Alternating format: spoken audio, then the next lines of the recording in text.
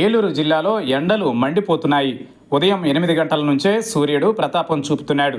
దీంతో పగటి ఉష్ణోగ్రతలు క్రమంగా పెరుగుతున్నాయి. ప్రజలు అల్లాడిపోతున్నారు. ఎండల తీవ్రత అధికంగా ఉండడంతో రాకపోకలు సాగించేవారు ఇబ్బందులు పడుతున్నారు.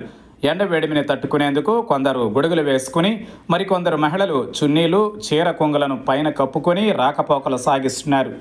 ఎండల తీవ్రతతో ఏలూరు నగరంతో పాటు జిల్లాలోని పలు ప్రాంతాలలో మధ్యాహ్నం 12 గంటల నుంచి 4 గంటల వరకు రహదారులన్నీ నిర్మానుష్యంగా మారుతున్నాయి.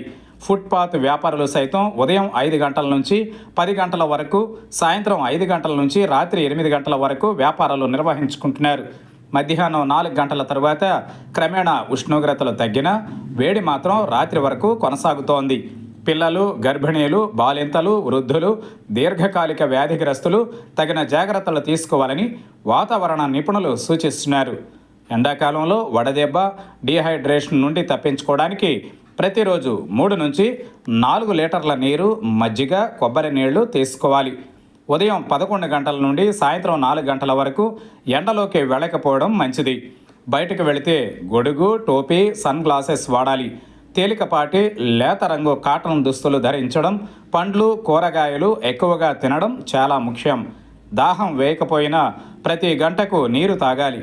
మజ్జిగ, నిమ్మరసం, తాటి ముంజలు, పుచ్చకాయ, రాగి అంబలి వంటివి తీసుకోవడం వల్ల శరీరం చల్లబడుతుంది. మధ్యాహ్నం 11 గంటల నుండి 4 గంటల వరకు బయట తిరగడం తగ్గించాలి. ముఖ్యమైన పనులు ఉంటే ఉదయం లేదా సాయంత్రం వేళల్లో ముగించుకోవాలి. వదులుగా ఉండే కాటన్ దుస్తులను, ముఖ్యంగా లేత రంగు బట్టలను ఎంచుకోవాలి. ఇది శరీరానికి గాలి ఆడేలా చేస్తుంది. బయటికి వెళ్ళేటప్పుడు గొడుగు, టోపీ, కళ్ళద్దాలు తప్పనిసరిగా వాడాలి. వేసవిలో త్వరగా జీర్ణమయ్యే ఆహారం తీసుకోవాలి.